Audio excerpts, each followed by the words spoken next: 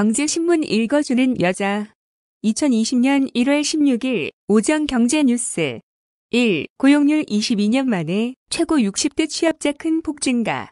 우리나라의 지난해 연간 취업자 수가 2,712만 3천 명으로 전년보다 30만 1천 명 늘었다고 통계청이 밝혔습니다.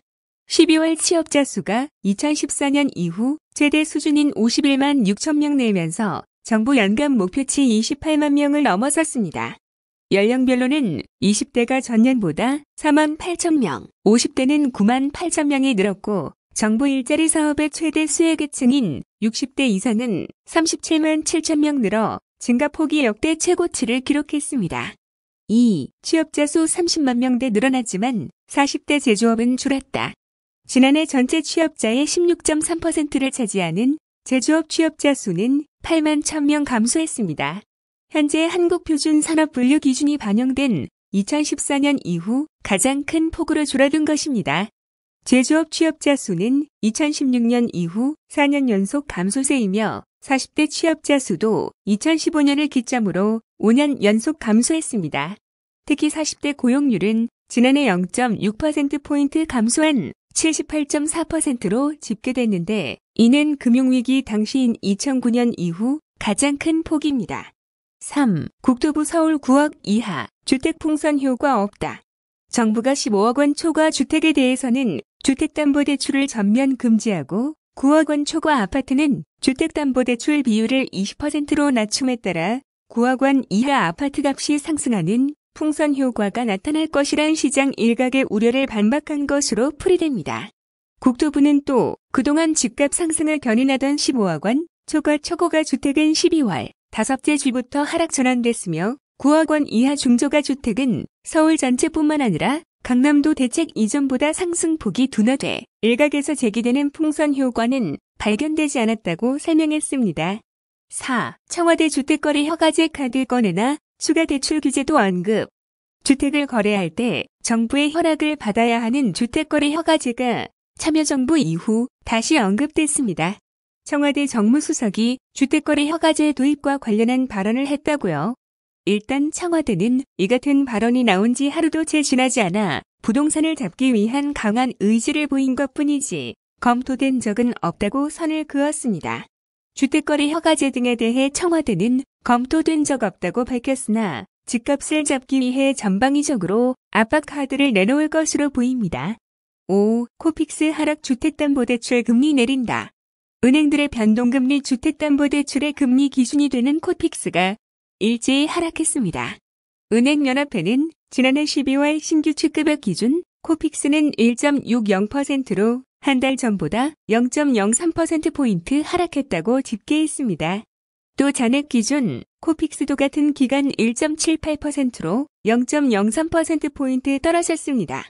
코픽스는 은행 대출 금리의 기준이 되는 자금 조달 비용 지수로 정기예금과 적금, 주택부금 등 은행이 자금을 조달한 수신상품의 금리를 가중평균한 값입니다. 6. 미중 1단계 무역합의 서명 중국이 약속 지킬까? 약 86쪽에 이르는 1단계 미중 무역합의문에는 중국이 앞으로 2년간 농산물, 공산품, 에너지 등 미국산 상품과 서비스 약 2천억 달러어치를 추가 구매한다는 내용이 담겨 있습니다. 미국 경제방송 CNBC는 전문가를 인용 중국이 1단계 무역합의상의 구매 목표를 달성하려면 미국산 상품을 미친 듯이 사들여야 한다고 전했습니다. 중국이 제출한 내용이 미국의 기대에 못 미치거나 중국이 실행 계획을 준수하지 못할 경우 문제가 될 수 있습니다. 7. 제네시스 SUV GV80 카마겟돈 헤쳐나갈까? 현대자동차의 프리미엄 브랜드 제네시스가 첫 스포츠 유틸리티 차량 GV80을 15일 출시했습니다. 소음 저감 및 서스펜션 조절 신기술과 첨단 운전자 보조 기능도 적용됐습니다. 디젤 모델 가격은 6,580만 원부터 시작되며 국내 판매 목표는 24,000대입니다. 8. 라임 운용 1,200억 추가 환매 연기 가능성. 1,200억 원 규모로 기존의 환매 연기된 펀드까지 포함하면 총 1조 6,679억 원에 달했습니다. 라임 운용은 15일 입장문을 내고 모펀드인 크레딧 인슈어드 무역금융 펀드와 이에 투자한 16개 자펀드에서 환매 연기가 추가로 생길 가능성이 있어 지난 6일 판매사들에 이를 안내했다고 밝혔습니다. 이 펀드 설정액 2,949억 원 중 1,200억 원가량 환매 연기 가능성이 있다는 설명입니다. 9. DLF 제재심 오늘 열린다. 손태승은 영주 직접 참석. 이날 오전 10시 금감원에서 열리는 제재심에서는 DLF 사태와 관련해 불황전 판매가 인정된 은행들과 경영진에 대한 징계 수위가 논의될 예정입니다. 이로 인해 우리은행과 하나은행은 이날 제재심에서 경영진에 대한 징계 수위를 어떻게든 낮추기 위해 적극적인 방어전에 나설 것으로 보입니다. 이날 손 회장 등 경영진에 대한 징계 수위가 결정되더라도 실제 효력 발생까지는 상당한 시일이 소요될 것으로 예상됩니다. 10. KB 하나은행 DLF 자율 조정, 배상 돌입. 투자자에 따라 40%, 55%, 65% 배상률 의결. KB 하나은행은 해외금리 연계 파생 결합 상품 배상위원회를 개최하고 자율 조정 배상에 본격적으로 돌입했다고 15일 밝혔습니다. KB 하나은행 관계자는 DLF 배상위원회를 통해 투자 손님, 이해관계자 등 모두가 수긍할 수 있는 자율 조정 배상이 이뤄질 수 있도록 할 것이라며 손님과 시장에서의 신뢰 회복과 금융소비자 보호를 위해 최선을 다하도록 하겠다고 말했습니다. 10일 연말정산 간소화 시장 모바일로도 가능해요. 모바일 국세청 앱인 손택스입니다. 연말정산 항목이 추가돼 스마트폰 정산이 가능해졌습니다. 18일부터는 공제신고서 작성과 환급액까지 모두 확인할 수 있습니다. 다만 조회에 나오지 않는 항목을 추가 신고할 때는 컴퓨터를 이용해야 합니다. 의료비는 공제가 많이 돼서 잘 확인하셔야 하는데요. 영수증 잘 챙겨야 하는 다른 항목, 바로 안경과 렌즈 구입비인데요. 시력 교정용이라고 적힌 영수증을 따로 제출해야 합니다. 12. 고객 동의 없이 요금 변경, 넷플릭스 약관 손본다. 일정한 요금을 내면 인터넷을 통해 영화와 TV 프로그램 등을 마음껏 볼 수 있는 넷플릭스 서비스 이용하는 분들 많은데요. 그런데 공정거래위원회가 넷플릭스 이용 약관을 조사해보니 한국 사용자에게 6개 유형의 불리한 약관을 강요한 사실이 드러났습니다. 이에 공정거래위원회로부터 시정 요구를 받고 약관을 고쳤습니다. 개정된 약관은 우선 넷플릭스가 요금, 멤버십을 변경할 때 이 내용을 회원에게 통보하고 꼭 동의를 받도록 규정했습니다. 13. 9,100만 원 로만의 꽁띠 선물 세트 누가 사갔을까?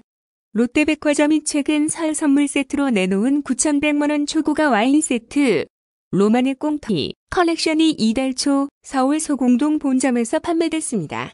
이 제품은 2006년산과 2013년 빈티지를 묶은 것으로 한 세트만 한정 판매됐습니다. 롯데백화점은 이번 설 선물 세트로 선보인 샤또 패트리스 2010년 빈티지 제품도 2,700만 원 고가임에도 설 전에 모두 팔릴 것으로 보고 있습니다. 롯데백화점이 지난해 추석 샤또 묵동, 로칠드 2000 등 프랑스 보르도베 와인 2000년 빈티지를 모아 선보인 와인 세트도 2,500만 원 높은 가격에도 준비된 두 세트가 모두 팔렸습니다. 14. 청소하기 쉬운 삼성 무풍 에어컨 2020년형 신제품 선보여 전면 패널 떼어내 내부 청소 삼성전자가 간단한 조작만으로 전면 패널 전체를 분리해 내부까지 깨끗하게 관리할 수 있는 무풍 에어컨 신제품을 공개했습니다. 삼성전자는 스탠드형 제품인 무풍 에어컨 갤러리와 무풍 에어컨 벽걸이 와이드 신제품에 이직 케어 기능을 새롭게 추가했습니다. 벽걸이형 제품인 무풍 에어컨 벽걸이 와이드는 기존 스탠드형 제품에 적용된 와이드 무풍 냉방을 적용해 직바람 없이 한층 더 풍부해진 냉기를 내보낼 수 있도록 만들었습니다. 15. 먹튀, 찰세 보험 설계사 막는다. 초기 모집 수수료 상한 도입. 금융당국이 보험 설계사의 계약 1차년 모집 수수료에 상한제를 도입하는 등의 내용을 담은 보험업 감독 규정 일부 개정안을 의결했습니다. 설계사의 계약 1차년도 수수료 등이 소비자 납입 보험료를 초과하지 않도록 하고 보험계약 유지관리 강화를 위한 분급제도 병행을 도입하게 됩니다. 아울러 금융위는 보장성 보험의 저축성격 보험료 부분에 대해서는 저축성 보험 수준의 사업비가 부과되도록 표준해약 공제액을 축소, 소비자의 해약 환급금 확대 및 보험료 인하를 유도한다는 계획입니다. 16. 보장성 보험 사업비 줄여 보험료에서 3% 인하. 보장성 보험의 저축성격 보험료에 대해서는 표준예약 공제액을 축소, 보험료 인하를 유도할 예정입니다. 이에 금융당국은 보장성 보험의 저축성격 보험료 부분에 대해서는 저축성 보험 수준의 사업비가 부과되도록 표준예약 공제액을 축소하겠다는 것입니다. 또 금융위는 보험료 추가 납입 제도로 보장성 보험을 저축성 보험으로 착각하게 하는 원인이 된다고 판단. 보장성 보험의 추가 납입 한도를 축소하기로 했습니다. 17. 마카롱 택시 180억 원 규모 시리즈 A 투자 유치. 마카롱 택시 운영사인 KST 모빌리티는 최근 NHN으로부터 투자금 50억 원을 유치해 총 180억 원 규모로 시리즈 A 투자 유치를 완료했다고 15일 밝혔습니다. KST 모빌리티의 시리즈 A 투자 유치에는 전략적 투자자로 최근 NHN, 지난해 현대기아차가 참여했습니다. KST 모빌리티는 이번 시리즈 A 투자 유치 외에도 지난 2018년 네오플라이로부터 시드 투자금 50억 원을 유치한 바 있습니다. 18. 총선 1호 공약은 민생경제. 민주당은 어제 저희가 단독 보도해드린 대로 무료 와이파이 확대하는 방안을 총선 1호 공약으로 내놨습니다.